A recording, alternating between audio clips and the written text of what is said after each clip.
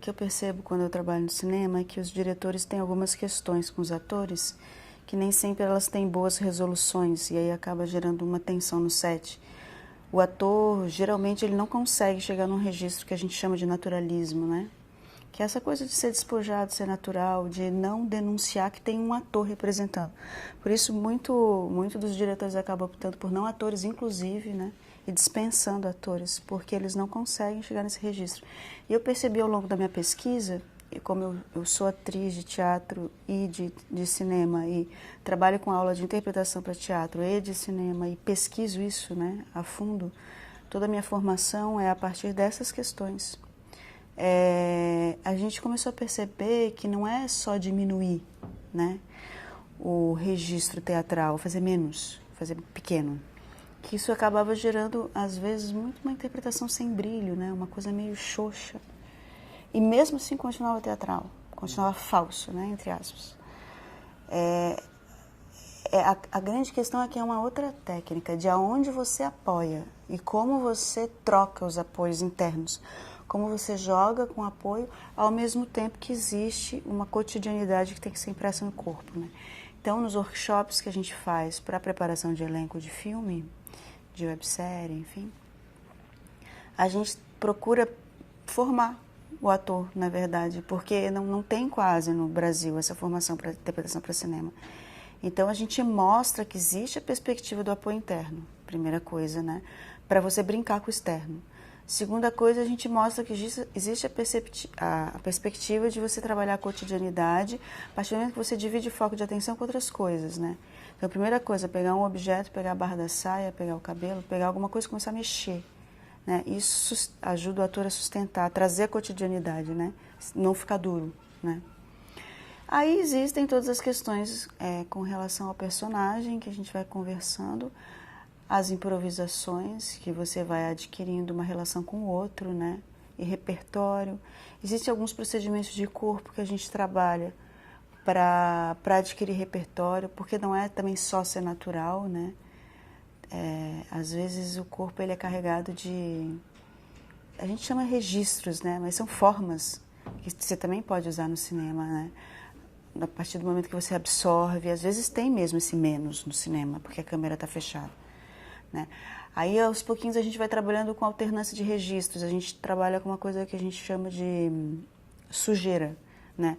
Às vezes, sujar o quadro, sujar o gesto, às vezes até o grande funciona bem. A gente vê, às vezes, alguns filmes, né? O Cassavetes, por exemplo, é um exemplo, né? O Peter Falk, às vezes, faz coisa grande, ele sai da câmera, ele volta, e isso é natural. Então, não é só o pequeno. Às vezes, é recolher tudo, ir para uma imobilidade, onde está só no olhar, né?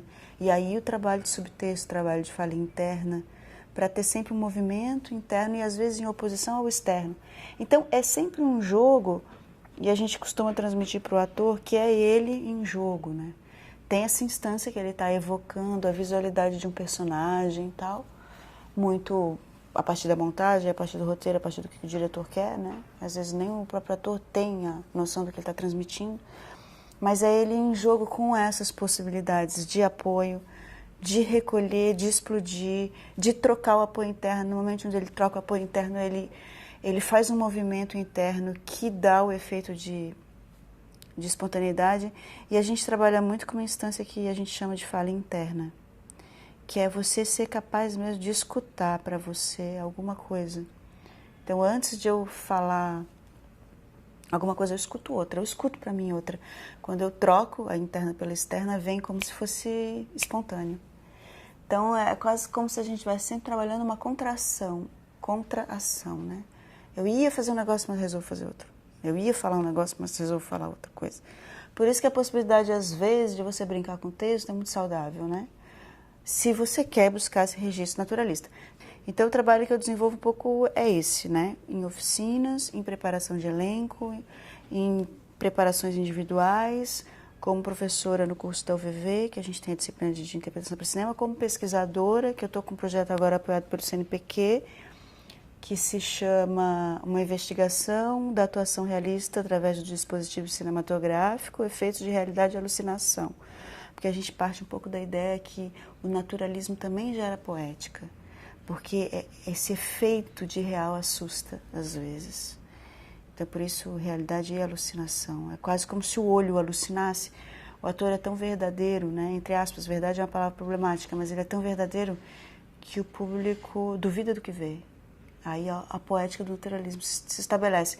Como existe a poética do estranhamento da forma, e às vezes uma forma estranha é bom também, né? A tipificação, às vezes estranha, e é bom também. Então, assim, existem cinemas e cinemas. É uma arte que é complexa, é um trabalho que precisa de domínio e de técnica e, ao mesmo tempo, de um certo aventurar-se, porque não existe receita. É sempre um ato de criação novo, não existe fórmula. O que a gente procura trabalhar é repertório, referência, procedimentos, ampliação dos olhares e caminhos, possibilidades de caminhos para que o próprio ator descubra, porque é sempre uma aventura atuar e sempre todo trabalho é novo, todo arranjo é novo, todo momento é novo, as questões que aparecem são outras, o personagem é outro, o diretor é outro. O diálogo que se estabelece com o diretor é absolutamente importante. Aí eu procuro vender para os meus alunos essa ideia, compra o que o diretor fala, usa como material de jogo. Se precisar de mediação, media, mas compra, assume a voz de direção no seu jogo, não resiste, né? Mas é um princípio, né? É sempre inesperado. Então é um trabalho muito gostoso e, enfim, é isso.